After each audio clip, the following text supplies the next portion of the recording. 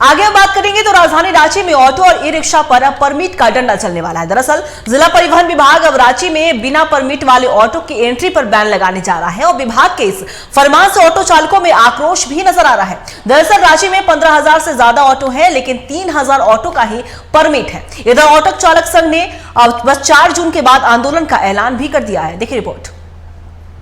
राजधानी रांची में 15,000 से ज्यादा ऑटो और ई रिक्शा दौड़ रहे हैं, लेकिन जिला परिवहन विभाग अब इन ऑटो पर परमिट का डंडा चलाने वाला है।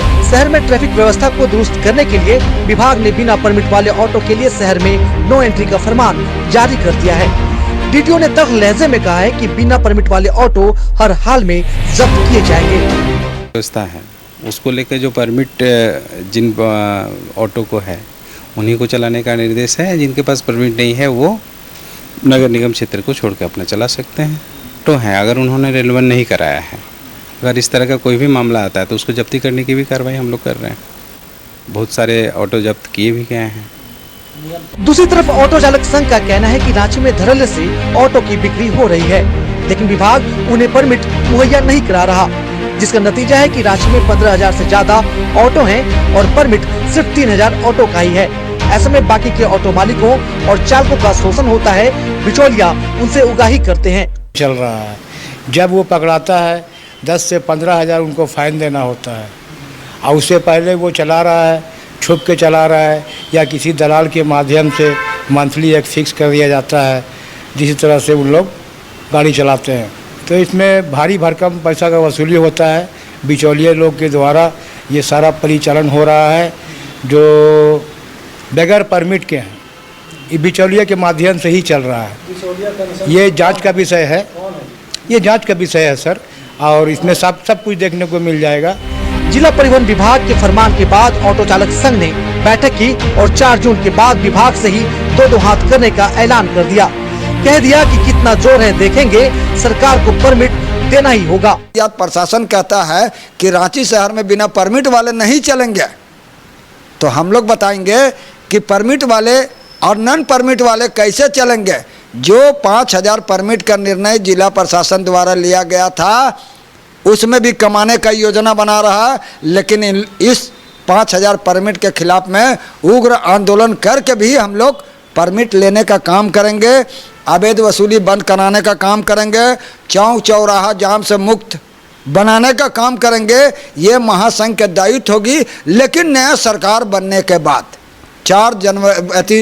एक तरफ महकमा का फरमान है तो दूसरी तरफ यूनियन की ललकार, लेकिन इसके बीच वो ऑटो चालक भी हैं जो हर रोज कभी ट्रैफिक पुलिस का तो कभी रंगदारों का शिकार बनते हैं। बाकी जिधर सड़क में चलते हैं, जहाँ नगर निगम क्षेत्र के अंदर में चलते हैं हम लोग, जहाँ स्टैंड नहीं है वहाँ भी हम लोग को पैसा वसूली लगा जाता है। ये सब अनलीगल काम हम लोग को बहुत ज़्यादा हो रहा है।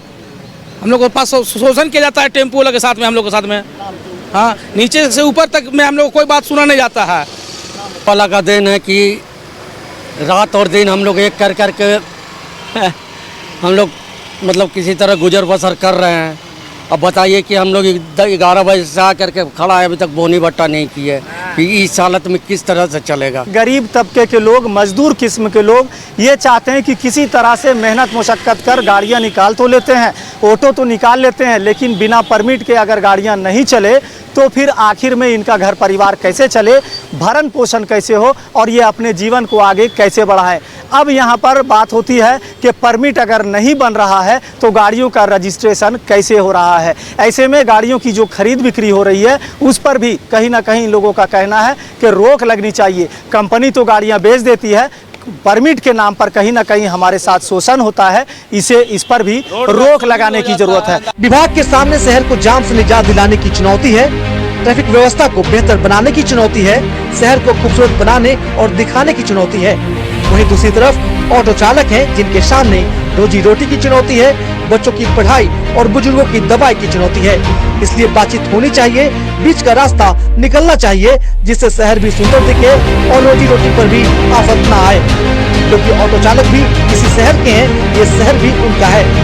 रांची से टीवी 45 के लिए सहयोगी सादाब के साथ मौजूद की रिपोर्ट। इसी खबर पे और भी ज्यादा जानकारी के लिए हमारे संवाददाता मोइजुद्दीन फोन लाइन पे हमारे साथ जुड़ चुके हैं। मोइजुद्दीन, अगर हम बात करें राजधानी रांची की, तो राजधानी रांची में ऑटो पर अब परमिट का डंडा चलेगा। शहर में 15,000 ऑटो है, लेकिन बस 3,000 ऑटो का परमिट है। और ऐसे में सवाल यह है कि बाकी सारे ऑटो का क्या, और ऑटो मालिक इस पर कैसे रिएक्ट कर रहे हैं? अंकिता, देखिए, रांची का जो मानचित्र है वो तो लगातार वही है, वो बढ़ने वाला और घटने वाला नहीं है। लेकिन लगातार रांची की सड़कों पर जो वाहनों की संख्या में जो वृद्धि हो रही है, चाहे वो ई रिक्शा की बात करें या ऑटो की बात करें, तो लगातार जो गरीब तबके के लोग हैं वो ऑटो रिक्शा और ई रिक्शा खरीद तो लेते हैं, और उसके बाद उसके परमिट बनाने से लेकर के और कहीं ना कहीं जो रजिस्ट्रेशन होता है, इन तमाम चीजों को लेकर के भटकते रहते हैं। अभी वर्तमान में डीटीओ की ओर से नए रजिस्ट्रेशन तो हो रहे हैं, लेकिन परमिट बनने का काम नहीं हो रहा है।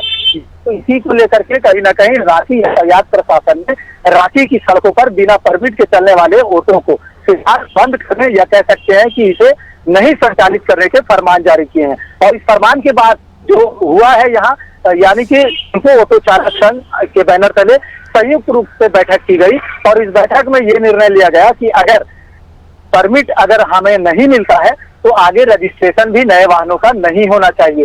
और अगर ऐसा होता है तो रांची में एक बड़ा आंदोलन देखा जाएगा। खास करके अभी फिलहाल करीब 4 देखिए मोइजुद्दीन, ऑटो मालिक जिस तरीके से आपने भी कहा कि आंदोलन की बात कर रहे हैं, तो आंदोलन के जरिए आखिर ऑटो चालकों की मांग किया, क्या विभाग इस पूरे मामले पर किसी तरीके की प्रतिक्रिया दिया है विभाग की ओर से? अंकिता, देखिए, सीधे तौर पर ऑटो चालकों का मानना है और ऑटो चालक महासंघ का मानना है कि रजिस्ट्रेशन तो हो रहा है, परमिट नहीं बन रहा है। यहाँ सीधे तौर पर कहा जा रहा है कि जिला प्रशासन, क्षमा कीजिएगा, यातायात प्रशासन और डीटीओ की ओर से कहीं ना कहीं एक मिली भगत के तौर पर इन तमाम चीजों को किया जा रहा है। खास करके जो रोड टैक्स होता है वो हम लोग को देते हैं, लेकिन हमारा परमिट ना बनना एक तरह से राजस्व की चोरी होती है, और ये संचालन होता है केंद्र सरकार की ओर से। तो संचालकों का ये कहना है कि कहीं ना कहीं केंद्र सरकार के राजस्व पर हस्तक्षेप की बात सामने आ रही है।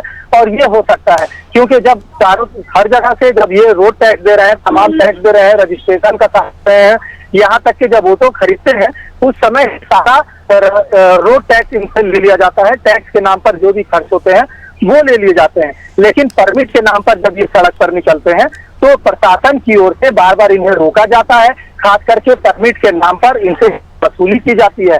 जिस तरह से आरोप ये लगा रहे हैं, इनका सीधे तौर पर मानना है कि हमें प्रशासन की ओर से परेशान किया जाता है, और इसी का हम विरोध करते हैं।